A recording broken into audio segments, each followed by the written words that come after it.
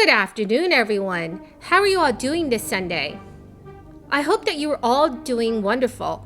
Welcome back to my channel, and thank you so much, everyone, for joining me here today. Here's your fourth stimulus check update and daily news report.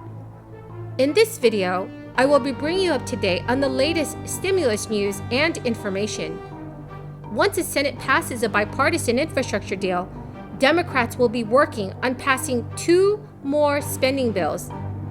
The 3 winners of this week's $50 Amazon gift card giveaway are Denise Brown Johnson, Joseph Leonelli, and Kristen Bermudez. Congratulations to all 3 of you. Also next Friday, I will be announcing more winners of my Amazon gift card giveaway. To enter the giveaway, please subscribe to my channel, like this video, and also leave a comment below. Thank you so much, everyone. Bernie Sanders had an urgent plea at the meeting for Senate Democrats this week. And Sanders stated, "We are with you on this bipartisan bill, so you better be with us on our $3.5 trillion spending package." Shortly after Wednesday's caucus meeting, Sanders called House Speaker Nancy Pelosi to reinforce her position of holding back the bipartisan deal until a massive domestic bill passes the Senate. During a call with Pelosi, Sanders also relayed his support for her ahead of what is shaping up to be a massive pressure campaign from moderate Democrats and Republicans to drop her position. And this past Thursday, Sanders did acknowledge the challenges he will face recruiting some members of his own party to support his $3.5 trillion spending vision. Bernie Sanders had said, "You've got 50 members of the caucus, all of whom have different views and are from different states with different needs. And my job is going to be to try and work it out." To expire in September. Now, we all know the pause was put in place at the beginning of the pandemic. It was already extended once by the president. It's proven to be one of the most effective steps that the government has taken to help Americans get through the health and economic crises created by COVID-19. That's why last month, Senator Warren, Representative Presley, and I, along with many of our state, Senate, and House colleagues, sent a letter to President Biden asking to extend this pause to give Americans more time to get back on their feet. COVID created severe hardship for some, threw many others off their stride. To make borrowers repay their debts now would be unfair, would be harsh, and in many instances would be cruel. People were thrown off their stride by COVID. Give them a chance to recover. Wait till the spring. That's all. Well, that's not the only thing we're asking, but that's the first thing we're asking. We are also continuing to call on President Biden to use his existing legal authority to cancel up to $50,000 of student debt. This pause has actually shown how important canceling student debt is to borrowers and to our economy. We've heard about how being saddled with this debt has affected millions of Americans' lives on so many choices that they'd like to make. They're not able to pursue the career they want. They're putting off getting married or starting a family. They aren't able to open a business, buy a house, even buy a car, which many of them need to get to work. So we know how much of a difference extending the pause makes. Well, 10 times over, canceling $50,000 in debt would be even more important and helpful to these folks who are borrowers, to get the economy going, and to deal with the racial inequality which student debt has exacerbated. Resuming these payments could stall our country's economic recovery. It could bring millions of loan borrowers to the edge of financial crisis. If the pause on student loan payment isn't extended, the average borrower would have to pay about $400 a month.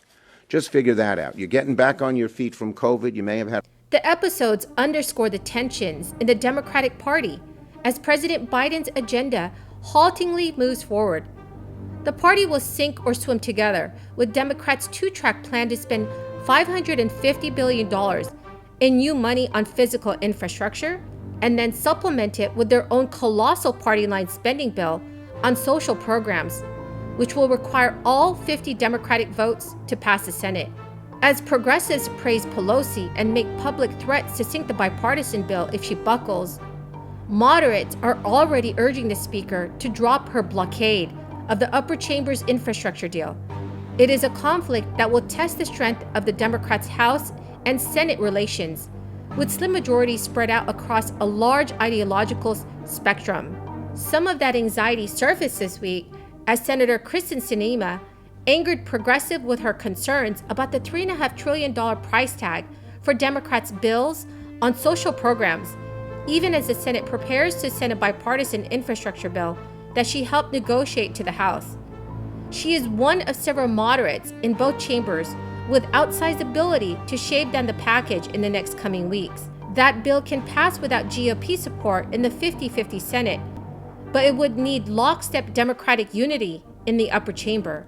House Speaker Nancy Pelosi said on Wednesday that President Joe Biden does not have the authority to singularly forgive federal student loans, breaking with other leaders in the Democratic Party.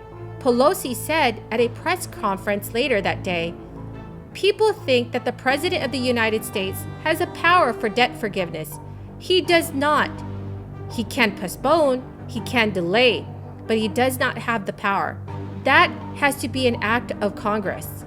Pelosi's counterparts in the Senate disagree.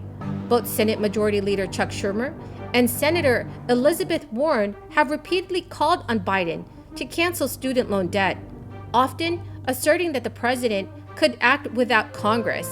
Senator Elizabeth Warren told USA Today that the president has the power to deal with student loans on his own, and Chuck Schumer has said student debt could be forgiven by the president with a flick of a pen. Elizabeth Warren and Chuck Schumer and other progressive Democrats have pushed Biden to forgive at least $50,000 for borrowers.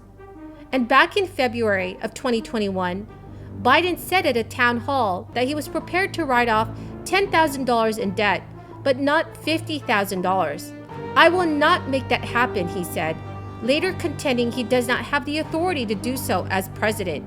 About $1.7 trillion in student debt is owed by nearly 44 million Americans, Federal Reserve data shows. This past Tuesday, Chuck Schumer said he believed they were making progress in persuading the Biden administration to act.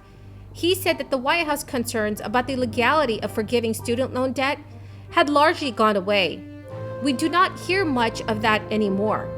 But Pelosi, in her most sweeping comments on the student debt issue, said this past Wednesday that executive action is not available to the Biden administration. So everyone, that's the end of the video for this afternoon. Thank you so much for joining me here this afternoon. I greatly appreciate it. Remember that next Friday, I will be announcing more winners of my Amazon gift card giveaway. What you need to do to enter the giveaway is subscribe to my channel, leave a comment below, and also like this video. Thank you so much, everyone, and have a wonderful and blessed Sunday.